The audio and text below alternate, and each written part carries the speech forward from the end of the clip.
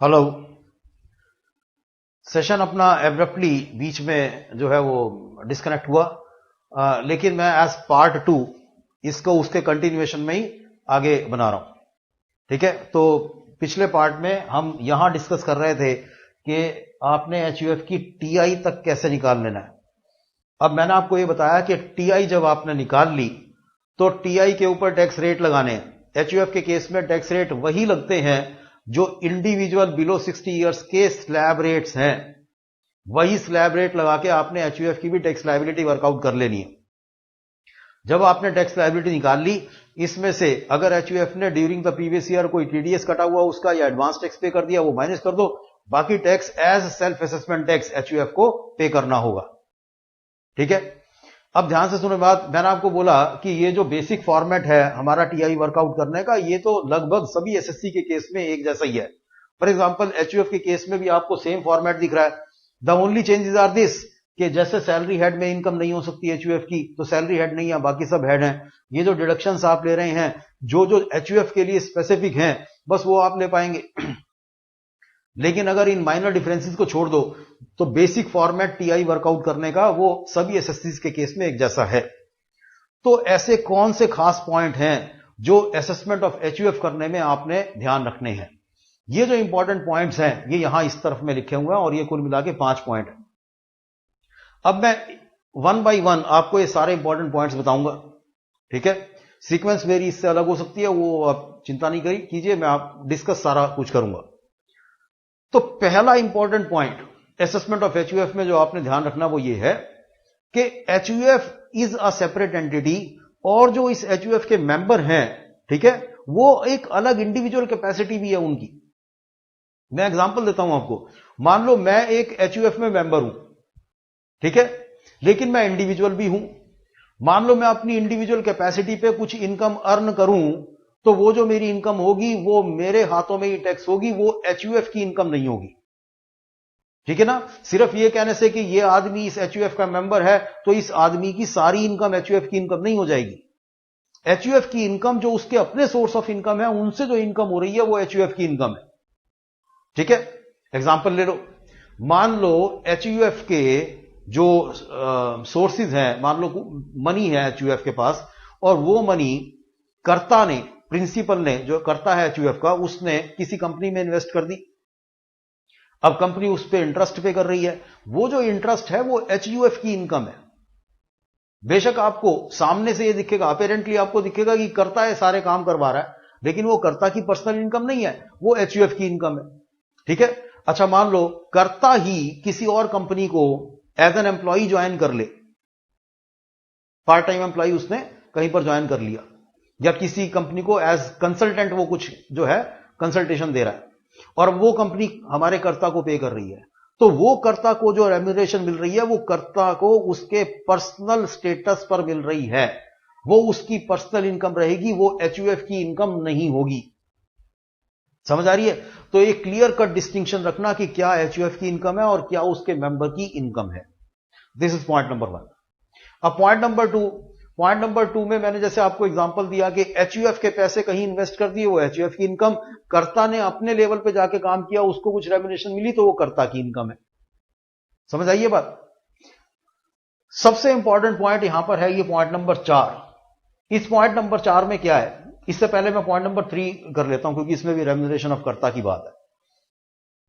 कई बार क्या होता है कि एचयूएफ, हिंदू अनडिवाइडेड फैमिली, कर्ता को कुछ रेम्यूनरेशन पे कर रही होती है।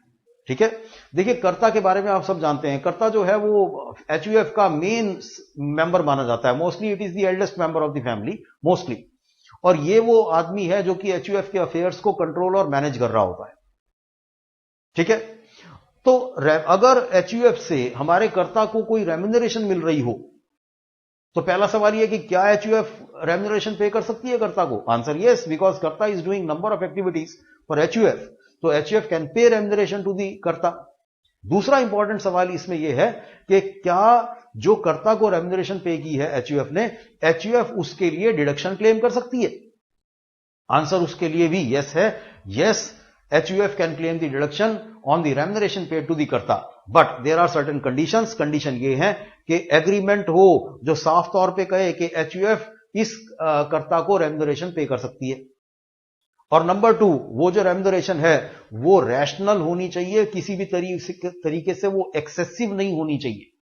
It has to be a rational remuneration, excessive नहीं लगनी चाहिए.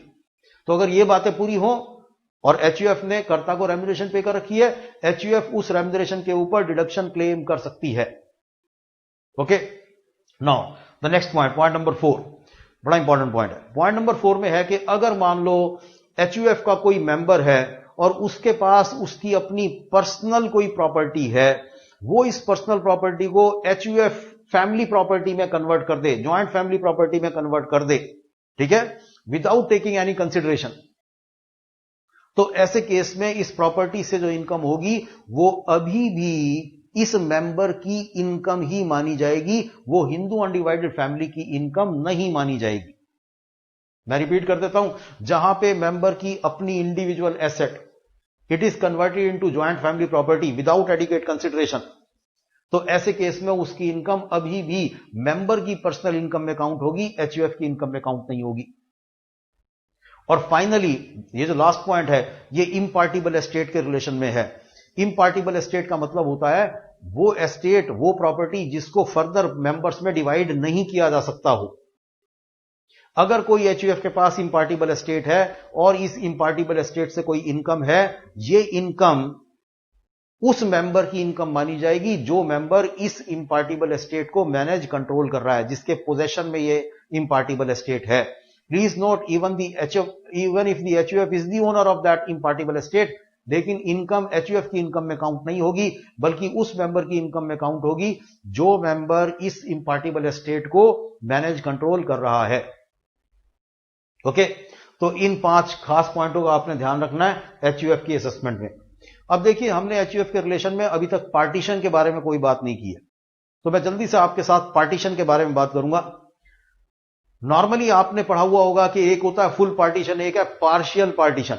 हम इनकम टैक्स के एंगल से HUF को पढ़ रहे हैं. पार्शियल पार्टीशन इनकम टैक्स में रिकॉग्नाइज नहीं होता है. So in case there is a partition in HUF, from the income tax point of view there is no partition. Income tax partial partition को रिकॉग्नाइज नहीं करता है.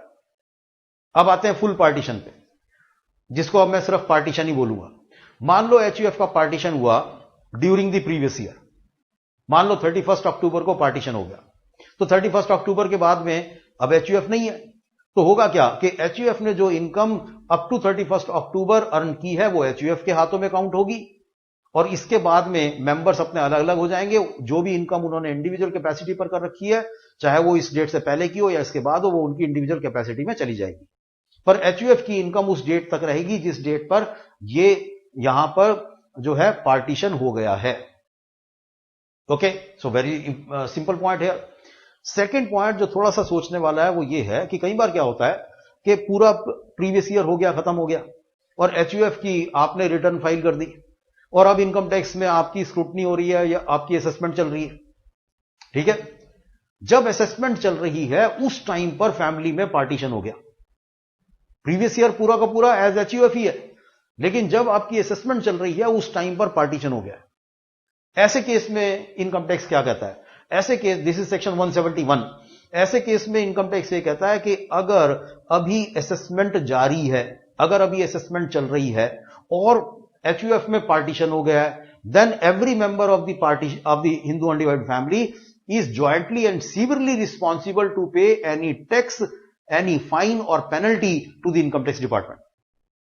ठीक है, अगर प्रीवियस ईयर कंप्लीट होने के बाद में असेसमेंट चल रही है, उस टाइम पर यह पार्टीशन हुआ है, तो अब HUF के रिलेशन में अगर कोई टैक्स पेनल्टी या फाइन पे करना पड़ेगा, वो tax penalty fine individual member collectively या अकेले भी उसको पे करना पड़ सकता है. Jointly and severally responsible for the payment of tax penalty and fine to the income tax.